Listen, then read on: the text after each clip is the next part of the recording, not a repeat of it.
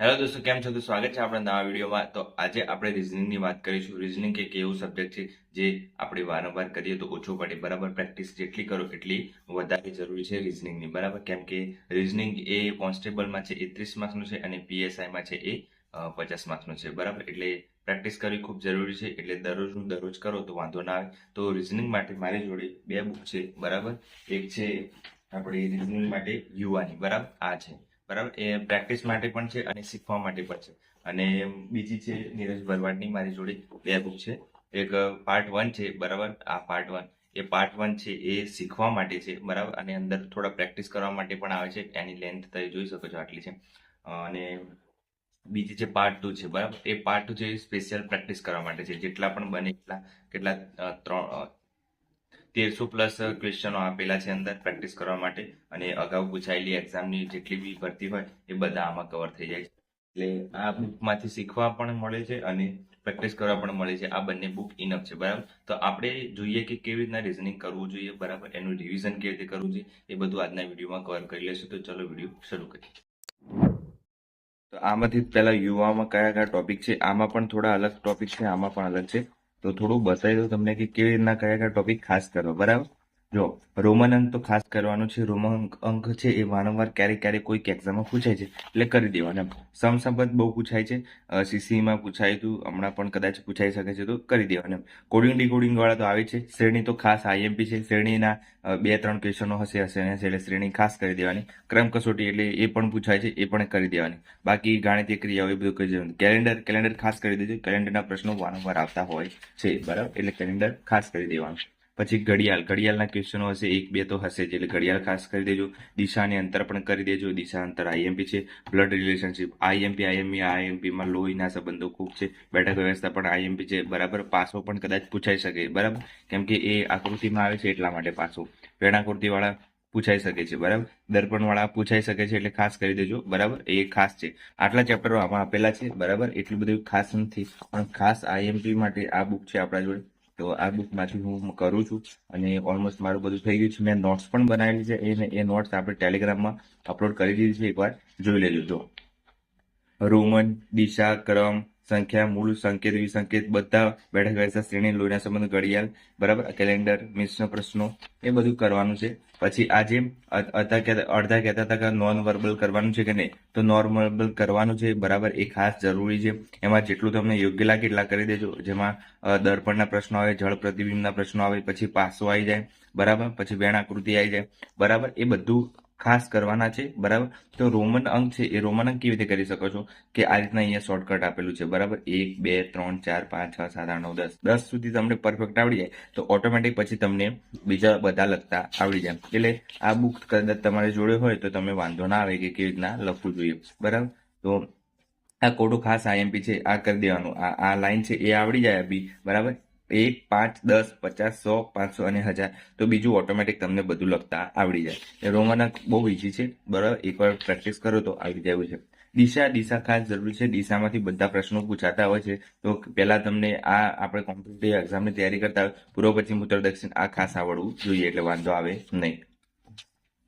એટલે આમાંથી પ્રેક્ટિસ કરવાવાળા પ્રશ્નો જુઓ કેટલા બધા છે, બહુ બધા છે પ્રેક્ટિસ કરવા માટે. એટલે આ બુક છે એ બેસ્ટ છે. અને રિઝનિંગ કરવું હોય તો ખાસ કરીને આમાંથી કરી દેજો. અને ઘણા ખરા નોન વર્બલ છે એ જોઈએ આપણે કેવી રીતના પૂછાય છે, બરાબર. એટલે કે આઈડિયા આવી જાય. જો આ રીતના આવે છે, બરાબર. ત્રિકોણ પૂછાય તો અંદર ત્રિકોણ કેટલા છે એ જોઈ લેવાના હોય છે, બરાબર. તો આવા પ્રશ્નો ખાસ પૂછાતા હોય છે નોન વર્બલમાં.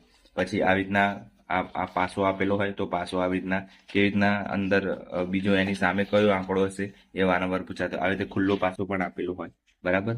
અને કદાચ આવી રીતના આકૃતિઓ આપેલી હોય, કઈ અલગ પડે છે કે નહીં. આ તો રિઝનિંગનું વેટેજ વધારે છે એટલે કદાચ મૂકી શકે, બાકી તો મને નથી લાગતું આવી શકે. પણ આ શું કેમ આપણે બધી રીતની તૈયારી રહેવી જોઈએ એમ, એટલે વાંધો ના આવે. તો કેલેન્ડર ને બધું ખાસ કરી દેજો. અને આ રીતના સંખ્યાઓ આવે એ પણ ખાસ કરી દેજો, એટલે વાંધો ના આવે, બરાબર. બીજું કંઈ છે નહીં રિઝનિંગમાં જેટલું પ્રેક્ટિસ કરો એટલું ઓછું છે.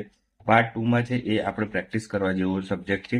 જો પ્રેક્ટિસમાં બધા આપેલા છે અહીંયા બધા. પછી આ કારણો વિધાનો વાળા આવે છે, સ્ટેટમેન્ટ વાળા એ ખાસ કરી દેજો. આઈએમપી છે, બરાબર. વિધાનો વાળા, બરાબર. તારણો વાળા, પછી કારણો વાળા, બરાબર. પછી લેવાતા પગલા, દલીલો બધા એ મહત્વના ચેપ્ટર છે. એમાં બહુ આવા પ્રશ્નો પૂછાય છે. જો આવા ખાસ પૂછાશે. જો એક આખો કોઠો આપેલો હશે, બરાબર, અને એ કોઠા ઉપરથી કાં તો આવું રીતના ટેબલ આપેલું છે આખું મોટું વાક્યવાળું, અને નીચે 3-4 પ્રશ્નો આપેલા છે. જેમ જીપીએસસી યુપીએસસીની પેટર્ન પ્રમાણે પ્રશ્નો પૂછાય છે 5 એવી રીતના, બરાબર. તો આ ખાસ કરી દેજો, બરાબર. આમાંથી ખાસ ખાસ ખાસ ખાસ પૂછાય છે, આઈએમપી છે, બરાબર. તો આ ખાસ ચેપ્ટર કરી દેજો, કેમ કે આમાં ખૂબ પ્રશ્નો પૂછાય છે. આવા જો આખું આપેલો છે ફકરો, ફકરા ઉપરથી આ 3-4 ના જવાબ આપવાના રહેશે, બરાબર. તો એવા ખાસ પ્રશ્નો પૂછાતા હોય છે, એટલે આમાં કવર થઈ જાય છે. ઓલમોસ્ટ બધા પ્રશ્નો એવી રીતના જ છે આમાં, એટલે પ્રેક્ટિસ કરવા માટે ખૂબ જરૂરી છે એવા પ્રશ્નો, એટલે કરી દેજો એકવાર આ પ્રેક્ટિસ આની, એટલે વાંધો ના આવે. જો આ વિધાનવાળા પણ પૂછાતા હોય છે કે પહેલું, બીજું અને 3, બરાબર. 3 માંથી કયું સાચું છે, કયું આમ આ વાક્યને શૂટ થાય છે. એમની ઉપર વાક્ય આપેલું હશે અને નીચે દલીલો આપેલી હશે. તો આ પ્રશ્નો પણ વિધાનવાળા પ્રશ્નો પણ પૂછાતા હોય છે, એટલે ખાસ કરવાના એવા. પછી તારણો, આવા તારણો પણ આપેલા છે. વિધાન આપેલું છે આવી રીતે એક વાક્ય, અને નીચે 2 તારણો આપેલા છે. તો કયું તારણ સાચું છે કે નહીં એ આપણે ગોતવાનું રહેતું હોય છે, બરાબર. તો આ રીતના ખાસ પ્રશ્નો છે એ બધા કરી દેવાના. તો આમાં કઈ છે નહીં, મેં આની નોટ્સ પણ બનાવી છે, આપણે ટેલિગ્રામમાં અપલોડ કરી છે, તો એકવાર જોઈ લેજો. ખાસ કરી રિઝનિંગમાં પ્રેક્ટિસ કરશો તો વાંધો નહીં આવે, બરાબર.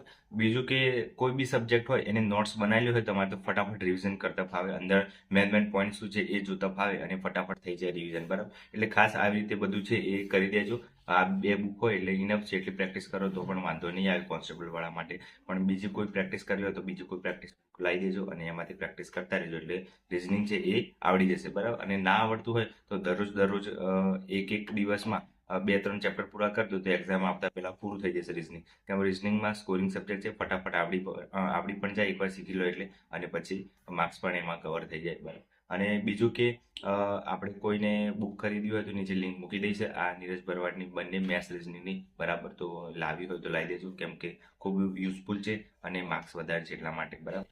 અને પીવાયક્યુની બુક લાવી હોય તો પણ લાવી શકો છો, અંદર બધી લિંકો મૂકેલી છે, બરાબર. તમે તમારી રીતે કરી દેજો. તો આજ માટે આટલું રાખ્યું. વિડીયો ગમે તો લાઈક, શેર અને સબસ્ક્રાઈબ કરી દેજો. જય હિન્દ, જય ભારત.